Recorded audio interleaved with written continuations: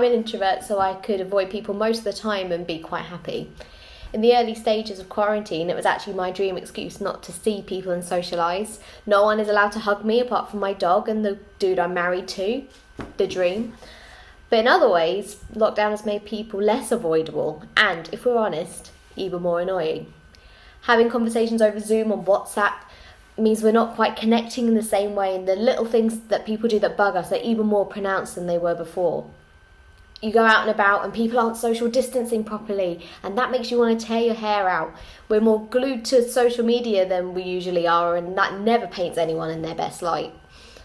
And the fact that we're living through a global pandemic means that it's actually quite understandable that we might be a bit more annoyed and angry with people than we usually are. Our patience is wearing thin and we just want to go back to normal. And you can perfectly see why we're snapping at each other and moaning about each other. But while that is understandable, I wanted to share something with you that I find helpful that is maybe the most interesting thing I've ever learnt about the Bible. In Exodus 34, God appears before Moses and he reveals he makes a big reveal about the nature of himself. He tells Moses his name, he tells him that he's compassionate and merciful, abounding in faithfulness, all these amazing things. Go and look it up. It's so important that it's the most quoted part of the Bible by the rest of the Bible. It comes up again and again, it gets referenced because who God is matters, especially because we're made in his image and we're made to be like him.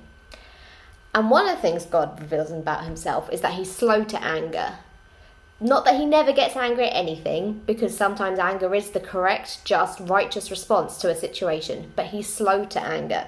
And the very cool thing that I learned is that the original word they used to translate this, we call it slow to anger, but originally it means, literally, he is long of nostril.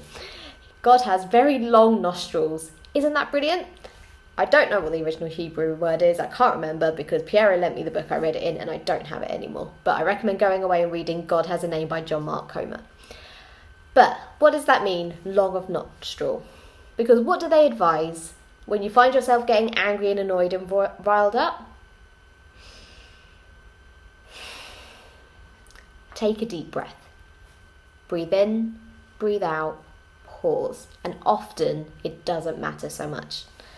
And God's anger is righteous and just, but he takes the deepest breath in the universe. He takes the longest pause. He gives us the biggest chance in the world, the most grace and love and understanding before he responds.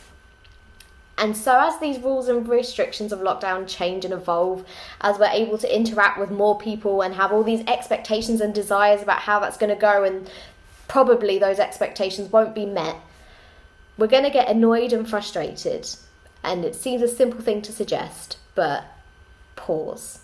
Take a deep, deep breath before you respond, and try and give the situation, the person, whatever it is, the most understanding and grace and love you can possibly give before you respond. Because yes, people are annoying. This whole situation is annoying, to put it mildly, and it's okay to get annoyed and be angry.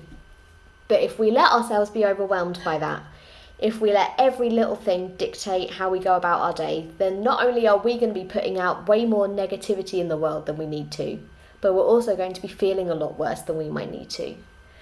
So today, my friends, be long of nostril, pause, think, and take a deep breath. Have a good day.